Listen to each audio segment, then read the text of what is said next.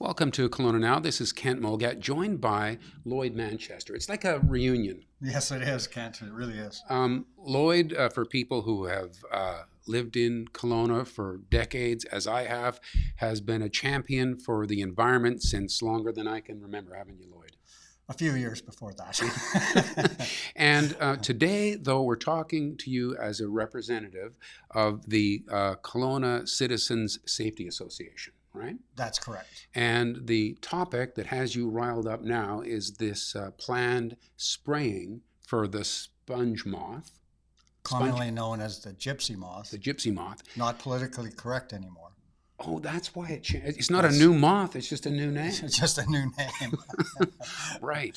So we know that that can be a real pest for people growing fruit, etc. So the plan is to eradicate this moth in a few places, including part of West Kelowna, right around Neil Bruce Constable Neil Bruce Middle School. Middle school. So your group is arguing that this is an ill-advised plan. Why? Well, mainly because this is about 11 moths that were found last year. So they're saying that it needs to be sprayed. And I guess what we're saying and looking at it and saying, well, this spray is basically right around two schools, Constable Neil Bruce, Mount Boucherie, and then there's two schools outside of that. There's, homeless people. There's all kinds of things in that area that I think people need to know about. We've been in the area. We've been, talking to people, talking to grandparents and parents at Constable Neil Bruce School, and nobody knows that this is happening. So part of our job here is to let people know what's actually going down, so they can take safety precautions to protect themselves, their pets, and their fruits and vegetables in their gardens. Okay, so what's being sprayed is a version of BTK, which I didn't prepare much, but I just looked it up, and according to Purdue, this is one of the safest forms of insecticide known to man. It's a naturally occurring bacterium that we're exposed to anyway. So why should we worry? Well, there's been a lot of research done on this, and one of the things I've done over the decades is to research these pesticides thoroughly. And it's not a naturally occurring organism around the world. It is where they've sprayed it. It is there. But I mean, the problem here is that 87% of the formulation they intend to spray is unknown, and they won't release the ingredients on it. So I think that's a concern. And then when we're talking about a bacteria, there's potential for contamination. There's potential for genetic modification of the bacteria, and we just don't know. It's again a really serious question. Is there any history of problems that can be linked to spraying BTK, or this? The particular one is called 4A48B or something. Right, that's the manufacturer's name for it. Right. So yeah, is there any history of people saying, "Hey, look, we had these negative outcomes, and we can link that to spreading of BTK"? Yes. In fact, Health Canada has on their website incident reports of harm that's been caused by BTK spraying. A lot of it is irritation in your throat, in your nose. It affects your skin. So there's quite a number of these incident reports about those type of effects. And again, that's something that we don't want people to have to go through. And quite frankly, if people don't know about it, like let's say, for example, you're transiting from Kelowna through West Kelowna just after they've sprayed. Well, all that material is coming into your vehicle, caking up in your filters, and potentially staying residually in your car.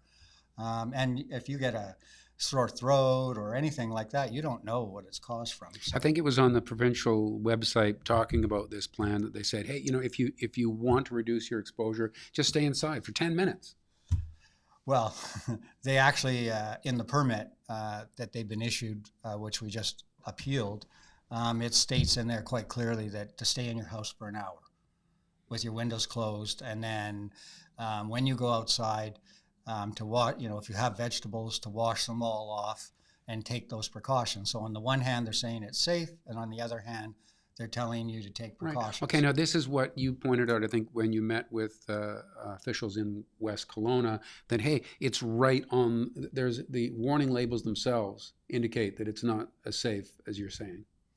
Exactly. And it was unfortunate that West Kelowna City Council didn't want to meet with us, in fact, rejected it. But in the label, it's quite clear. They're saying that this causes eye irritation. If you get it in your eyes, rinse them slowly for 15 to 20 minutes. It says that if you're exposed to it, you should be phoning poison control. So if, again, they're saying on their own label that if something happens, you should be taking these precautions by calling a medical professional, poison control, and rinsing your eyes out, washing your hands, and this kind of stuff. So again, my years of experience with pesticides means that it is having an effect on people, and we need to take precautions. Okay, so you tried to get before West Kelowna Council and that didn't happen? No, they rejected it. They said that it was against their procedural bylaw, and they just wouldn't hear it. So what are you doing to forward these concerns? You've asked for a halt to this spray? Who are you asking, and how does that go? Well, we've appealed their permit to the Ministry of Forest permit, who's doing the spraying, to the Environmental Appeal Board. So we've asked them to quash the permit, and then in the meantime, we've asked them to stay or halt the application. We've also asked the Regional District of the Central Okanagan Directors and the School District 23 Board of Directors to support a stay and a halt on this application until more information can be brought forward. And in fact, our key thing here is that we believe that alternatives can be utilized. This could be done by hand. They could involve the community in looking for egg masses. But there is no community involvement. And there is no informed consent. It's just like, here it is, and we're doing this, which again is kind of, it's hard to make sense of it. So if instead they went ahead with a on the ground hand spraying a bit more directly to where there's signs of these moths, you would prefer that? Well, I mean, again, when we're talking about years ago, we won a decision in the Supreme Court of Appeal which said that alternatives should be considered before pesticides. And that was in fact Earth Care versus the Ministry of Forest in that appeal. So again, they haven't done that. They're just saying this is the only way we can control it. And if it was truly an eradication program, it's been extremely unsuccessful because they've been doing it for decades and there's no eradication here. Right. So it's not just West Kelowna that this is being applied. It's all over the province in different pockets. Are you inviting others who might have these concerns to contact you? Is there an allegiance with other parts of the province that are also looking at this spraying? Yes, there is. There's 13 other communities in the province that they have spray applications, most of them right in the center of their cities, like Kamloops is right in the downtown core. And again, this just, it sort of boggles the imagination because what is in this core? Even if you go to the spray site, maybe we could show where it is on the map. But, like when you right at that corner, here it is right here. So you've got Constable Neil Bruce was right close to the epicenter of where that's spraying. So the white area is where they're actually going to spray. The gray area is the buffer zone where they think there might be overspray going on. But again, in these type of operations, especially with Mount Boucherie close, Shannon Lake, you get any kind of wind going on and it's going to be going all over the place. Right. So you mentioned this correspondence. Any replies? Well, the appeal's been accepted and we're waiting for the appeal board to rule on the stay application. Is there any likelihood that such a stay could be issued between now and when's the day? May the 4th or 5th? What was it? Yeah, it's they're saying it's May 6th or 7th. Okay. But again, we don't know. It depends supposedly on. Could it happen that fast that they would grant your halt or your stay? Or it could happen fast, but even faster, the government, the provincial government what they do is issue an order in council allowing the spray to move forward. So as soon as that happens, people in the area or in West Kelowna have 24 hours notice possibly of it, and they will put signs up 48 hours before an application. So again, there's And the issue here too is that the biggest problem with the label and all this stuff is that we're dealing with people that are potentially immunocompromised, the elderly, children in the schools, babies. If you don't know this spray has happened, there will be residue all over the place.